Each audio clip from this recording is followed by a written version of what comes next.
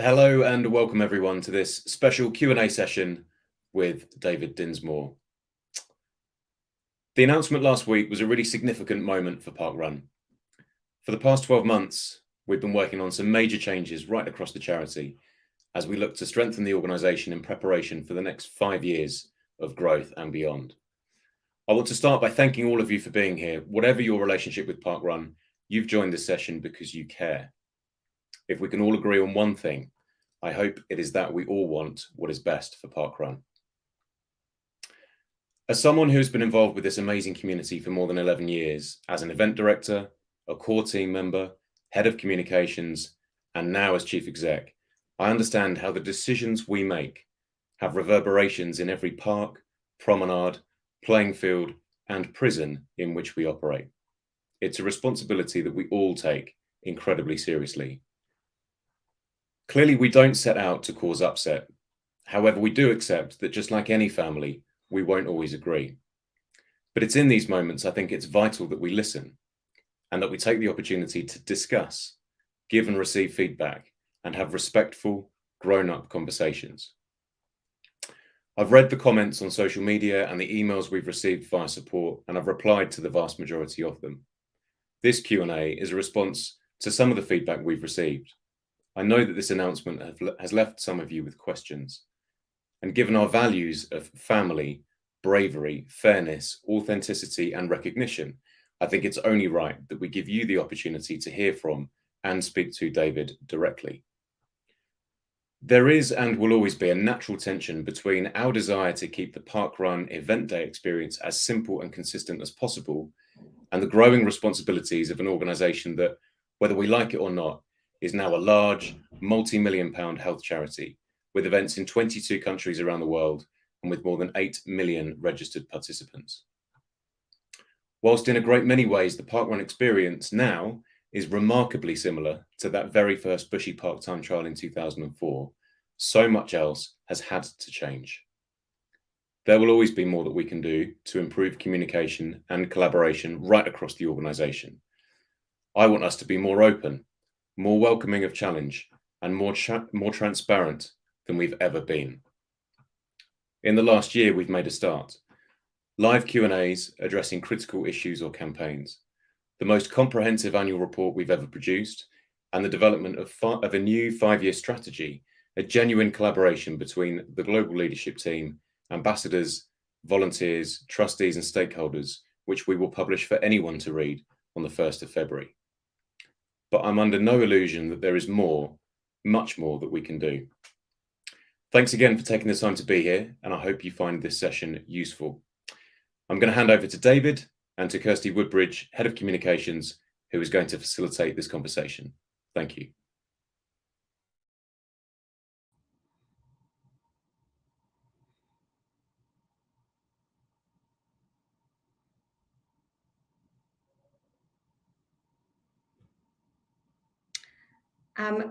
Hello everybody, and thank you for joining us.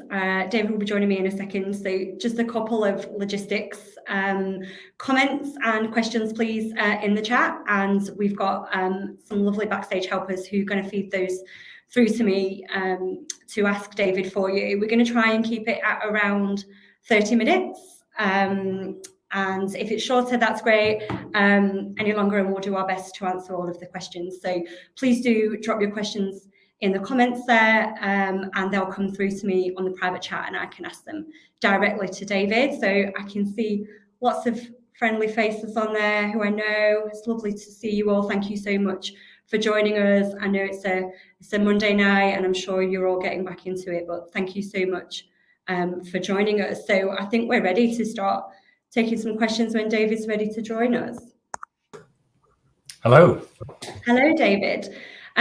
So we've got over 100 people on the call at the moment, lots of really engaged ambassadors and event teams from all over the place. So I wondered, David, if you could just start really by perhaps introducing yourself a little bit, talking about your own values and parkrun experience and why you applied for the position as trustee with us. Yeah, sure. Well, first of all, thank you. Just to echo what Kirsty was saying, thank you for tuning in. if that's the right phrase for this. I'm 54 years old. I'm from Glasgow originally. I think I've been park running since about 2009. I started off in Glasgow, Pollock, one of the first ones in Scotland. I think I got through 280 at the weekend. So I had a bit of a lapse in the middle when I started cycling, but I've got over that now. I'm married. I've got 2 children who are both in their 20s. The younger one is a very keen park runner, and I've just got my son, who's slightly older, up to 10. So, and my wife does it as well. So it really is a family thing that we do, and I've always been massively passionate about parkrun. It is one of the defining moments of my week, I would say, and it's half an hour to an hour when I get to spend time with people out with my job. We don't talk about my job, and we generally just talk about running and having fun and so on. And it's just such a great community. So when this opportunity came up, it was really a bit of a dream trusteeship, basically. I'm really excited about the potential of parkrun, because I think that the surface has just been scratched so far. I think there is so much further we can go with it. I've had the privilege of doing it in many different countries. I've seen the sort of cultural challenges there are to taking it into different countries. I've seen the cultural challenges in the UK as to how we get more diverse people from diverse backgrounds into parkrun. I've also had the privilege of going to Feltham Young Offenders and doing the parkrun there. And when you run around a parkrun with a 16-year-old who hasn't had many breaks in life, and the joy that he got for actually achieving it, you go, this can be so powerful.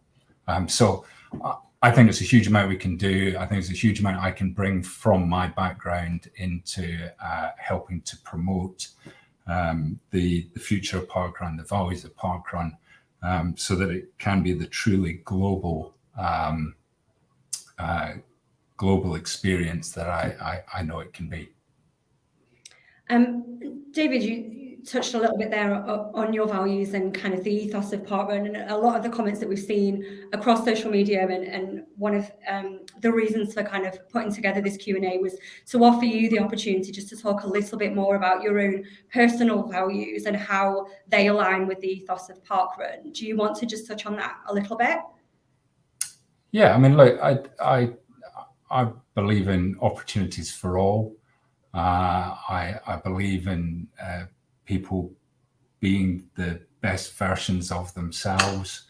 I believe in sort of meritocracy. I also believe in safety nets where they are required. And I think that parkrun offers real opportunities to sort of mirror those values. I mean, I would say I have pretty normal values for a 54-year-old British man, and I think that's the etaos. I work hard. I play hard in terms of running and so on.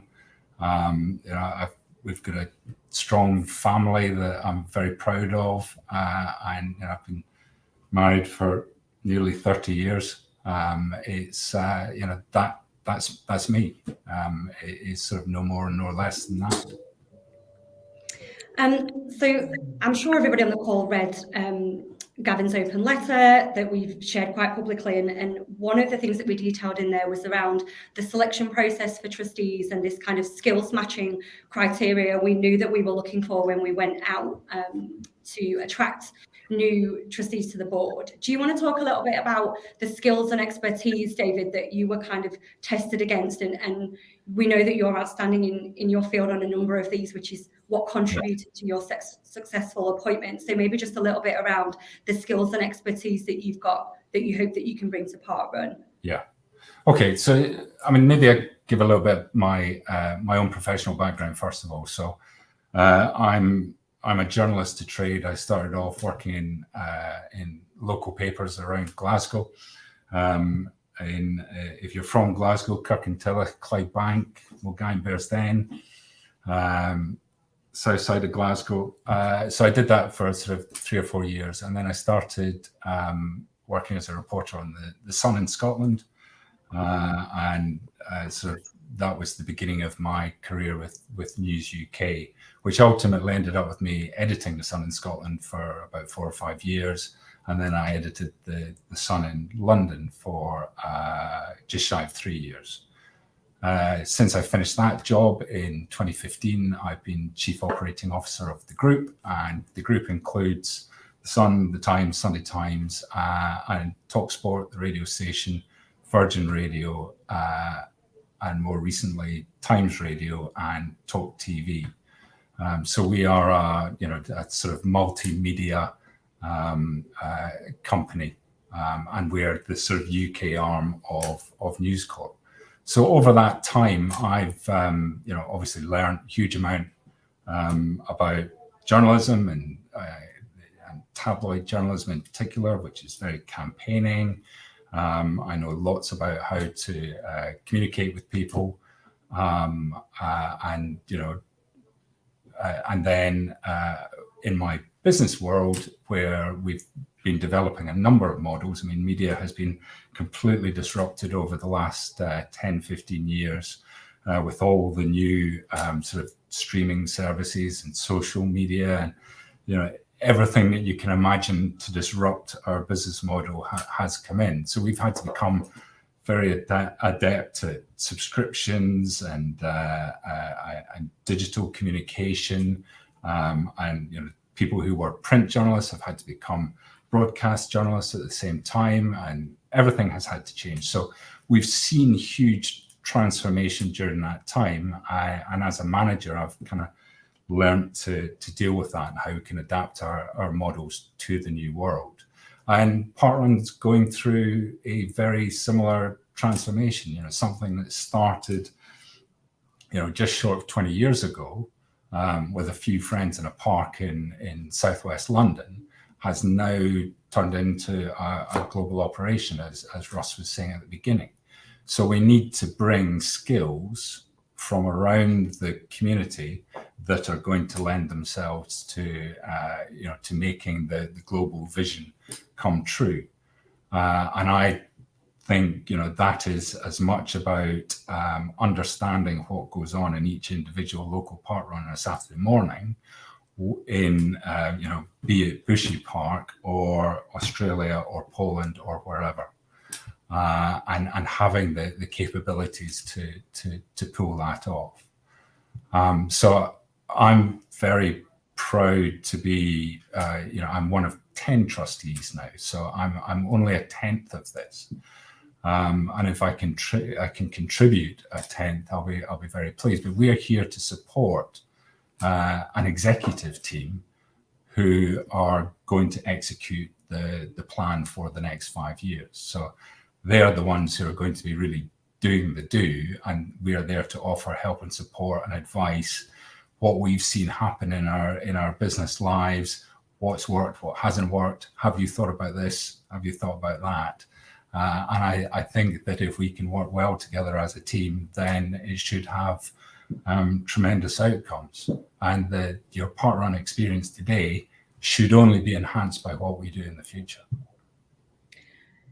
Thanks, David. So you mentioned there part of your career, obviously, with the Sun, and we've seen a number of comments across social media on that, particularly around the conviction, and we're seeing some questions tonight in the chat as well around your kind of role in that and your work with the Sun. Do you want to just talk to the audience a little bit about that? Yeah. So, I mean, if I deal with the conviction, which, I mean, it's quite ironic. I think in some of the social media commentary, the suggestions I was on the sex offenders register and I wouldn't pass the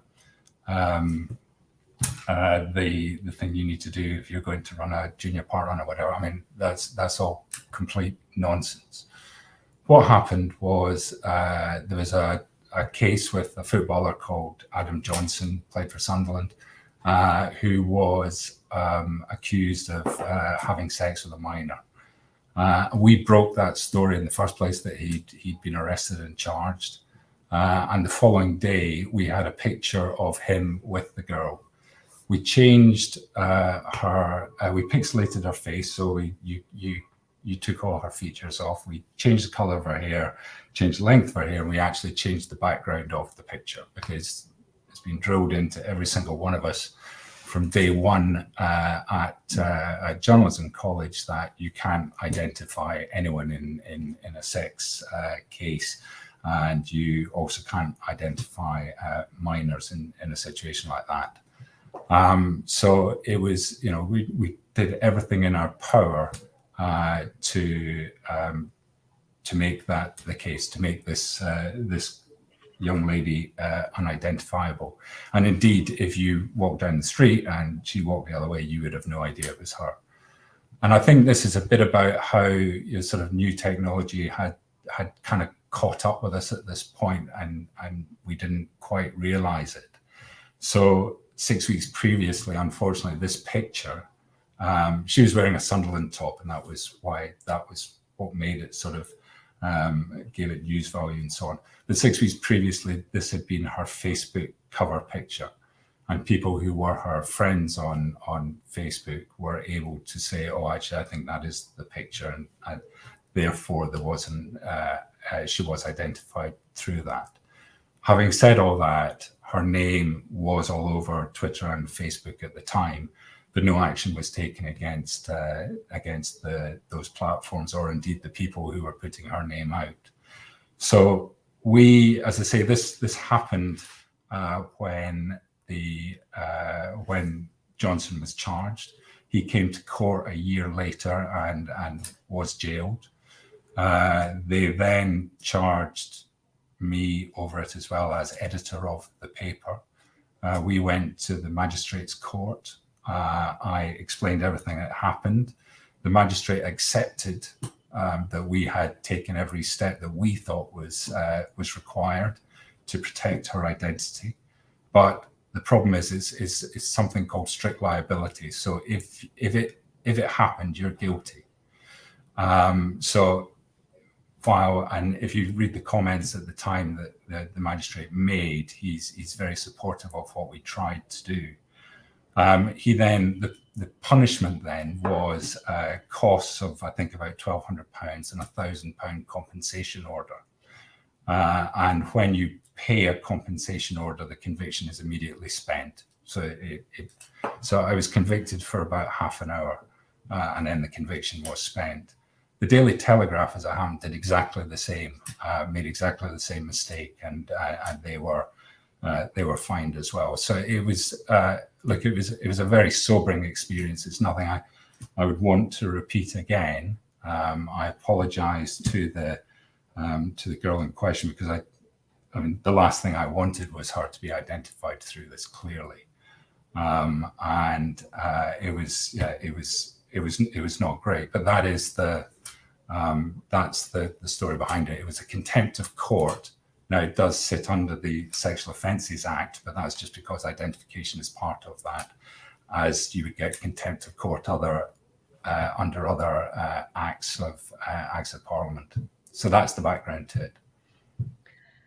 So there's a couple of other things that I want to ask you about that kind of cover off the theme of a lot of questions and a lot of the comments that I can see coming in, and some of the stuff that we've seen over social media during the course of the week. And one of them is kind of around misogyny and attitudes to women. And obviously you've been very closely associated with Page 3, and there's been a couple of tweets brought up from the past from your account. And also you obviously have this title of Sexist of the Year from 2014. And I know that people have really kind of expressed opinions on that. Do you want to just talk to the audience a little bit along that theme? Yeah, sure. So, I mean, Page 3 has been or was part of The Sun from, I think, the sort of second or third year of its inception. The Sun started in 1969. and it had been an increasing subject of controversy. And I took over editing the paper in 2013. There was a campaign called No More Page 3, which was gathering pace. I think that the Sexist of the Year was part of that, where they it wasn't an award that I applied for. I was just given it. It was part of that campaign. We then took the decision, I think in early 2015, that actually the days of Page 3 were over, and we removed it from the paper at that time. The Daily Star kept going with it for a few years after that, but No More Page 3 they stopped their campaign as soon as they'd got the Sun to stop.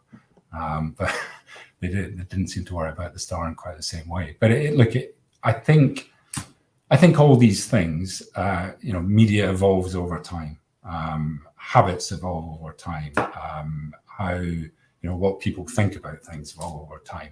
There's a huge amount of content that the BBC broadcast in the 70s, 80s, 90s, indeed, that wouldn't be aired today. The nation's habits change, and the Page 3 was wildly popular at one time. It doesn't have a place in national newspapers in 2022.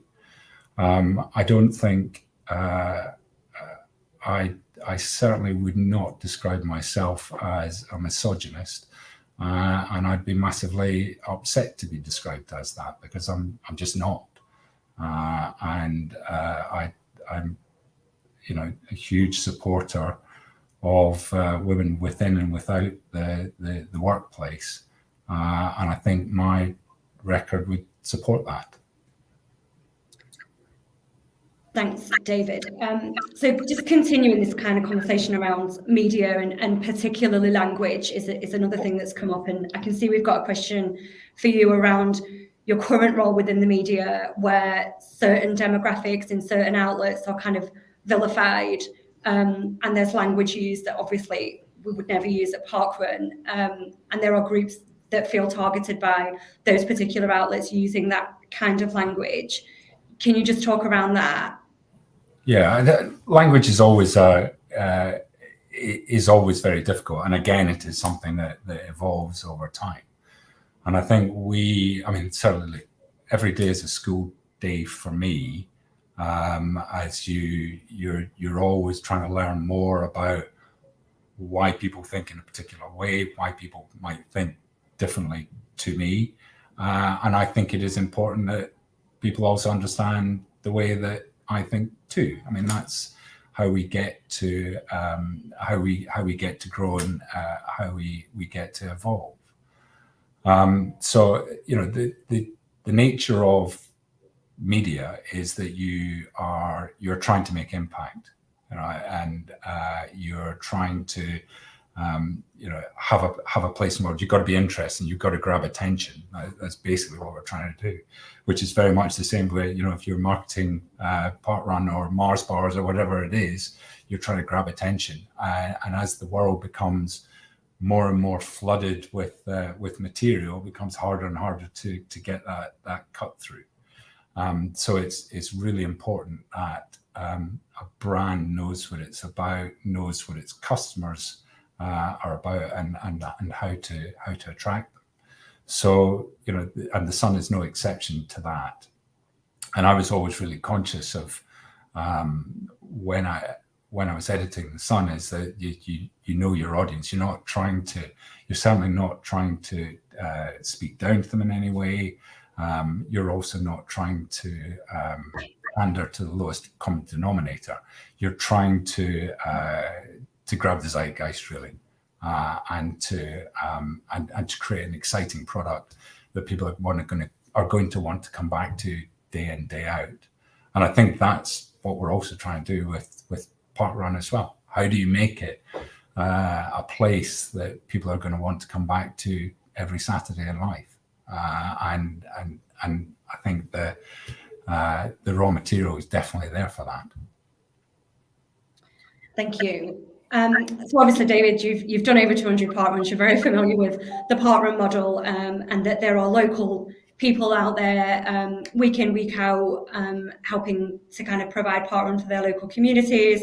And we are seeing some questions around them being forced to defend your appointment to the Board of Trustees. What advice would you have for people that are being questioned at that local event level for why your appointment to the Board of Trustees is appropriate?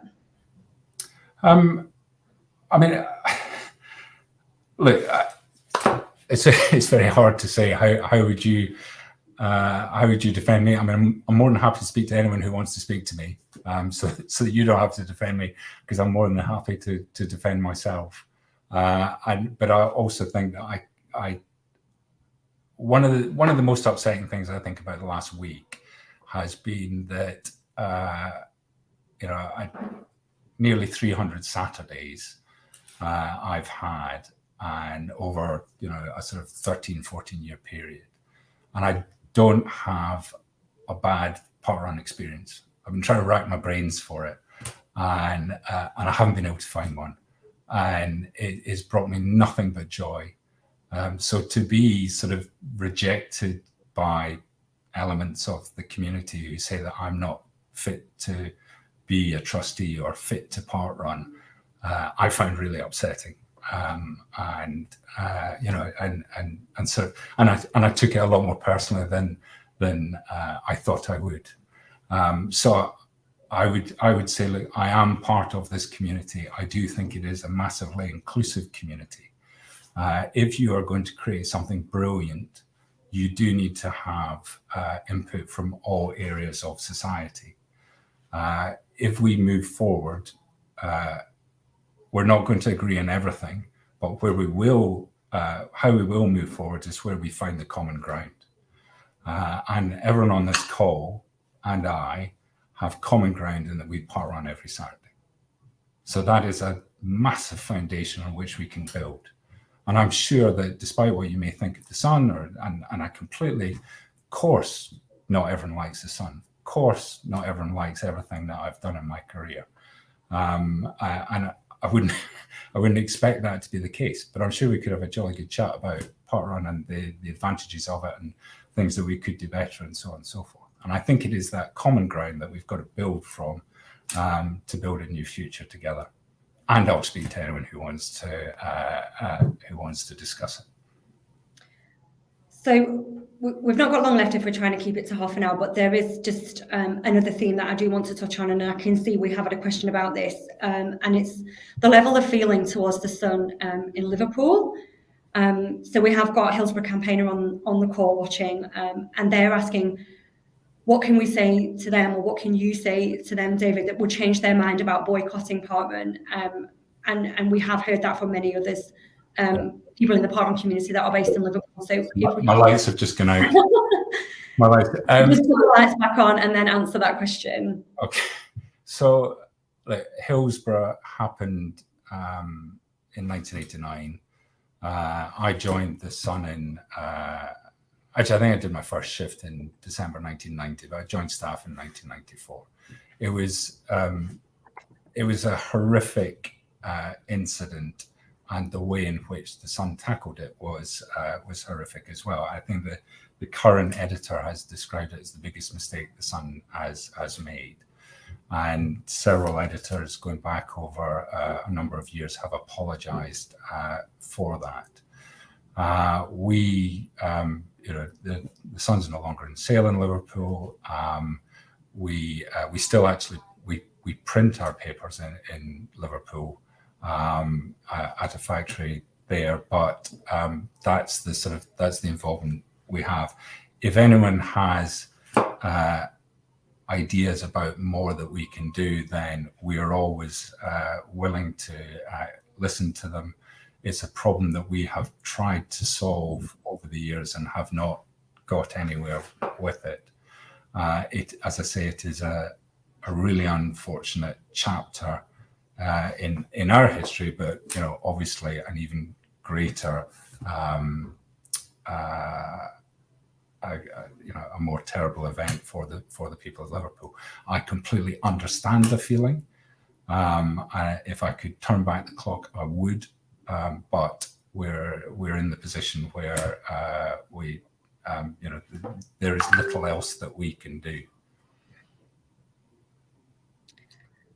Having seen all of the comments, and you mentioned a little bit there, kind of the personal rejection and how it's affected you this week, do you regret applying for the role?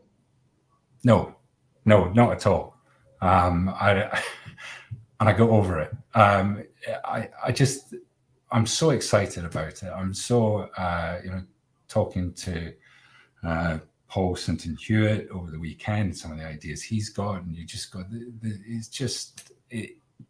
it's the I don't know if you get this, but I started thinking about parkrun on Wednesday. So that's how excited I get about it.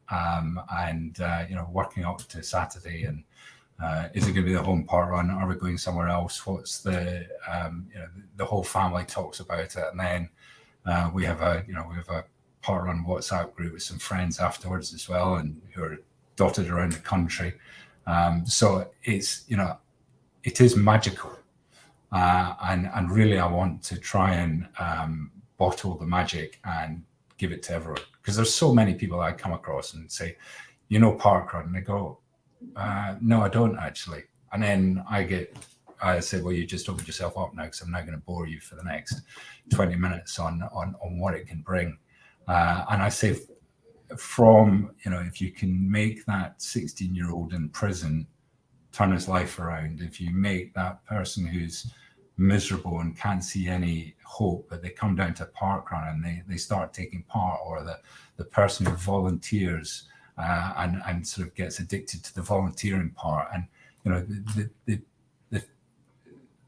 say with the sort of campaigning journalist in me, I just see so many benefits that can come, and that's just in the UK. And then how do we get it into those other countries that are probably still a little bit suspicious about this strange British thing that's arrived on their shores, and how we can get them involved, so that you get to the situation where the whole world is parkrunning on a Saturday morning. I mean, I think that the opportunity is huge, and think of the good that can be done. So no, I don't regret it for a second. All right. Well, thank you, David, and thank you for being so open and honest. There were a number of things that we definitely wanted to discuss with you tonight, and we really appreciate your transparency on them. And thank you, everybody that's joined us. Thank you for your questions. And I think we will wrap it up there. Is there anything that you'd like to say, David, to finish? Well, no, just thanks for taking the time. As I say, I'm more than happy to talk to anyone about it. I hope that the trustees sort of melt into the background and provide support to the executive team, because I think it's Russ and you, Kirsty, and so on, who are going to be taking the baton forward with all this. I certainly don't want to be distracting from the mission, because it is far more important than that. But I just think, parkrun's inclusive. We need everyone in it, and I'm really looking forward to being part of it. Thank you, and thank you everybody who's joined the live broadcast tonight. Thanks. Thank you.